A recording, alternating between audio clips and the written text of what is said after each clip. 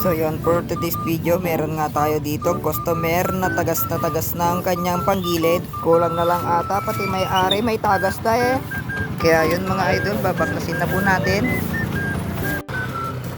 Kaya yun mga idol, nabaklas na natin yung panggilid niya. Lilinisan muna natin to bago natin palitan yung oil seal mga idol.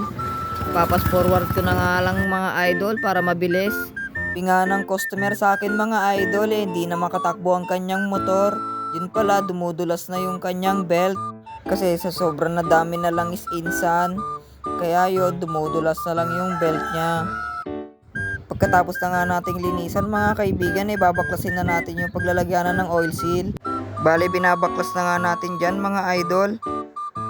Gagamitan mo lang naman ng T-range na 8. Pagkatapos ko nga baklasin yan, nakita ko na yung sakit niya. Di pala nailagay mabuti yung kanyang oil seal, kaya papalitan natin ng oil seal. Binili ko nga lang pala yan sa Shopee mga idol. Murang-mura lang yan sa Shopee. Madali lang naman nilagay itong oil seal nito. Dahan-dahanin mo lang itulak paloob. Linisan mo lang ng mabuti yung gilid-gilid ng paglalagyan ng oil seal mga idol. Tsaka mo lang itulak ng dahan-dahan. Dapat pantay na pantay yung pagkalagay mo mga idol.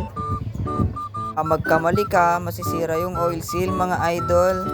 Dahan-dahanin mo lang naman na itutulak yan. Double check lang natin to mga idol para maganda yung pagkalagay. Pagkatapos nga nating ilagay yung oil seal mga idol, sasalpak na nga natin ito.